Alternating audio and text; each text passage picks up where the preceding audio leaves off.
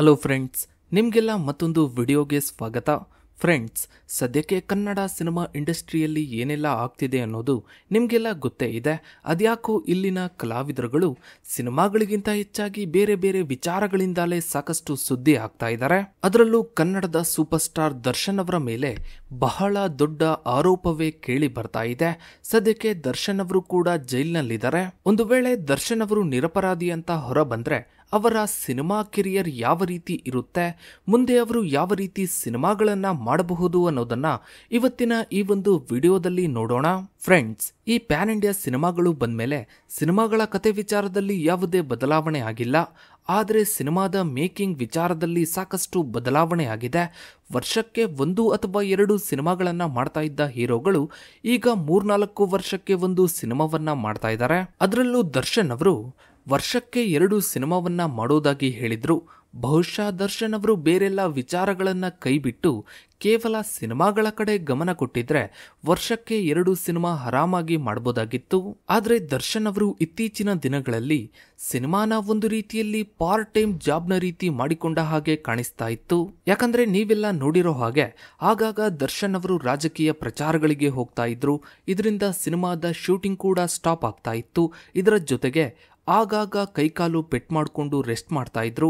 ಇನ್ನು ಅವರೇ ಹೇಳಿರೋ ಹಾಗೆ ಸಂಜೆಯ ಮೇಲೆ ಫ್ರೆಂಡ್ಸ್ ಯಾರಾದರೂ ಸಿಕ್ಕರೆ ಪಾರ್ಟಿ ಮಾಡೋದು, ಅವರ ಜೊತೆ ಹರಟೆ ಹೊಡೆಯೋದು, ಸರಿಯಾಗಿ ನಿದ್ದೆ ಇಲ್ಲದೆ, ಮನಸ್ಸಿಗೆ ನೆಮ್ಮದಿ ಸಮಾಧಾನ ಇಲ್ಲದೆ ನಾನಾ ರೀತಿಯ ಕಾರಣಗಳಿಗೆ ಅವರು ತಲೆ ಕೆಡಿಸ್ಕೊಂಡು ಅವರ ಫೇಸ್ನಲ್ಲೂ ಕೂಡ ಸಾಕಷ್ಟು ಬದಲಾವಣೆ ಆಗಿರೋದನ್ನ ನೀವೆಲ್ಲ ಗಮನಿಸಿರ್ತೀರಾ. ವರ್ಷಕ್ಕೆ 2 ಸಿನಿಮಾ ಅಲ್ಲದೆ ಇದ್ರು ವರ್ಷಕ್ಕೆ 1 ಸಿನಿಮಾವನ್ನ ರಿಲೀಸ್ ಮಾಡೋ ಹಂತಕ್ಕೆ ಬಂದಿದ್ರು. ಆದ್ರೆ ಈಗ ಯಾರೂ ಕೂಡ ಊಹೆ ಮಾಡದ ಒಂದು ಆರೋಪದಲ್ಲಿ ಸಿಲುಕಿ ಜೈಲು ಸೇರಿದ್ದಾರೆ. ದರ್ಶನ್ ಅವರು ಹೊರಗಡೆ ಬಂದ್ಮೇಲೆ ಅವರ ಕ್ರೇಜ್ ಜಾಸ್ತಿ ಆಗುತ್ತೆ, ಅವರು ಮತ್ತೆ ಸಿನಿಮಾ ಮಾಡ್ತಾರೆ ಅಂತ ಸಾಕಷ್ಟು ಜನ ನಿರ್ಮಾಪಕರು, ನಿರ್ದೇಶಕರು, ಅಭಿಮಾನಿಗಳು ಹೇಳ್ತಾ ಇದ್ದಾರೆ. ಇದೆಲ್ಲ ಸತ್ಯ ಕೂಡ ಹೌದು. ಆದರೆ ಇನ್ನು ಮುಂದೆ ದರ್ಶನ್ ಅವರ ಸಿನಿಮಾ ಕೆರಿಯರ್ನಲ್ಲಿ ಸಾಕಷ್ಟು ಬದಲಾವಣೆಗಳು ಕೂಡ ಆಗುತ್ತೆ. ಹೌದು ಫ್ರೆಂಡ್ಸ್, ದರ್ಶನ್ ಅವರು ಕಮರ್ಷಿಯಲ್ ಸಿನಿಮಾಗಳ ಮೂಲಕ ದೊಡ್ಡ ಸ್ಟಾರ್ ಆದಂತಹ ನಟ. ಸಂಗೊಳ್ಳಿ ರಾಯಣ್ಣ ಹಾಗೂ ಕುರುಕ್ಷೇತ್ರ ಸಿನಿಮಾಗಳನ್ನ ಮಾಡಿ ಐತಿಹಾಸಿಕ ಹಾಗೂ ಪೌರಾಣಿಕ ಸಿನಿಮಾಗಳಲ್ಲೂ ಸೇರಿಸಿಕೊಂಡ್ರು. ಆದ್ರೆ ಇನ್ಮುಂದೆ ದರ್ಶನ್ ಅವರು ಈ ರೀತಿಯ ಸಿನಿಮಾಗಳನ್ನ ಮಾಡೋದಕ್ಕೆ ಸಾಧ್ಯನಾ ಅನ್ನೋದೇ ಒಂದು ದೊಡ್ಡ ಕ್ವೆಶ್ಚನ್ ಮಾರ್ಕ್ ಆಗಿದೆ. ಯಾಕಂದ್ರೆ ಕುರುಕ್ಷೇತ್ರ ಸಿನಿಮಾ ಟೈಮ್ನಲ್ಲಿ ದರ್ಶನ್ ಅವರ ಲುಕ್ ಯಾವ ರೀತಿ ಇತ್ತು, ಈ ಸಿನಿಮಾದ ಬಳಿಕ ದರ್ಶನ್ ಅವರ ಲುಕ್ ಯಾವ ರೀತಿ ಚೇಂಜ್ ಆಗಿದೆ ಅನ್ನೋದು ಬಹಳ ಸ್ಪಷ್ಟವಾಗಿ ಗೊತ್ತಾಗುತ್ತೆ. ದರ್ಶನ್ ಅವರ ಹೈಟ್ ಹಾಗೆ ಅವರ ಬಾಡಿ ಜೊತೆಗೆ ಅವರ ಲುಕ್ ಪೌರಾಣಿಕ ಸಿನಿಮಾಗಳಿಗೆ, ಐತಿಹಾಸಿಕ ಸಿನಿಮಾಗಳಿಗೆ ಹೇಳಿ ಮಾಡಿಸಿರೋ ಹಾಗೆ ಇತ್ತು. ಆದ್ರೆ ಈಗ ದರ್ಶನ್ ಅವರೇ ಅದನ್ನೆಲ್ಲ ಹಾಳು ಮಾಡ್ಕೊಳ್ತಾ ಇದ್ದಾರೆ ಅಂತಾನೆ ಹೇಳ್ಬೋದು. ಸಾಮಾನ್ಯವಾಗಿ ಒಬ್ಬ ಮನುಷ್ಯ ದಿನಕ್ಕೆ 8 ಗಂಟೆ ಮಲ್ಕೋಬೇಕು ಅಂತ ಹೇಳ್ತಾರೆ. ಇಲ್ಲ ಅಂದ್ರೆ ಸ್ಟ್ರೆಸ್ನಿಂದ, ಬೇಡದ ಟೆನ್ಷನ್ಗಳಿಂದ ಫೇಸ್ನಲ್ಲಿ ಕಳೆ ಇರೋದಿಲ್ಲ. ಹೀಗಾಗಿನೇ ತುಂಬಾ ಜನ ಹೇಳೋದು ಟೈಮ್ಗೆ ಸರಿಯಾಗಿ ಊಟ ನಿದ್ದೆ ಮಾಡಬೇಕು ಅಂತ. ಅದರಲ್ಲೂ ಕಲಾವಿದರುಗಳು ತಮ್ಮ ಯೌವನವನ್ನ, ತಮ್ಮ ಬ್ಯೂಟಿಯನ್ನ ಕಾಪಾಡ್ಕೊಳ್ಳೋದಕ್ಕೆ ಯೋಗ, ಮೆಡಿಟೇಷನ್ಗಳನ್ನ ಮಾಡಿಕೊಂಡು ತಮ್ಮ ಬ್ಯೂಟಿಯನ್ನ ಕಾಪಾಡ್ಕೊಳ್ತಾರೆ. ಆದರೆ ದರ್ಶನ್ ಅವರ ವಿಚಾರದಲ್ಲಿ ಇದೆಲ್ಲವೂ ಉಲ್ಟಾ ಆಗಿದೆ. ಹೌದು ಫ್ರೆಂಡ್ಸ್, ದರ್ಶನ್ ಅವರೇ ಹೇಳಿರೋ ಹಾಗೆ ಅವರು ನೈಟ್ 12 ಗಂಟೆ ಇಲ್ಲ 1 ಗಂಟೆಗೆ ಮಲ್ಕೊಂಡ್ರು ಬೆಳಗ್ಗೆ ಏಳೋದು 4 ಗಂಟೆಗೆ. ಅಂದ್ರೆ ಈ ವ್ಯಕ್ತಿ ಮಲ್ಗೋದೆ 4ರಿಂದ 5 ಗಂಟೆ ಮಾತ್ರ. ಅದರಲ್ಲೂ ದರ್ಶನ್ ಅವರಿಗೆ ಯೋಗ ಅಥವಾ ಮೆಡಿಟೇಷನ್ ಮಾಡೋ ಅಭ್ಯಾಸ ಇಲ್ಲ ಅಂತ ಅವರೇ ಹೇಳಿದ್ದಾರೆ. ಅದರಲ್ಲೂ ಅತಿ ಹೆಚ್ಚಾಗಿ ಜಿಮ್ನಲ್ಲಿ ಇವರು ವರ್ಕೌಟ್ ಅನ್ನ ಮಾಡ್ತಾರೆ. ಇವರೇ ಹೇಳಿರೋ ಹಾಗೆ ದಿನಕ್ಕೆ 2 ಗಂಟೆ ಜಿಮ್ನಲ್ಲಿ ವರ್ಕೌಟ್ ಮಾಡ್ತಾರೆ. ನಂತರ ಅವರ ಸಿನಿಮಾ ಶೂಟಿಂಗ್ ಕೆಲಸ ಅಥವಾ ಬೇರೆ ಯಾವುದಾದ್ರೂ ಅವರ ಪರ್ಸನಲ್ ಕೆಲಸಗಳನ್ನ ಮುಗಿಸಿ ಫ್ರೆಂಡ್ಸ್ಗಳ ಜೊತೆ ಸೇರಿ ಪಾರ್ಟಿಗಳನ್ನ ಮಾಡೋದು. ಇದೇ ವಿಚಾರಕ್ಕೇನೆ ಈಗ ದರ್ಶನ್ ಅವರು ಸಾಕಷ್ಟು ಚರ್ಚೆ ಆಗ್ತಾ ಇರೋದು.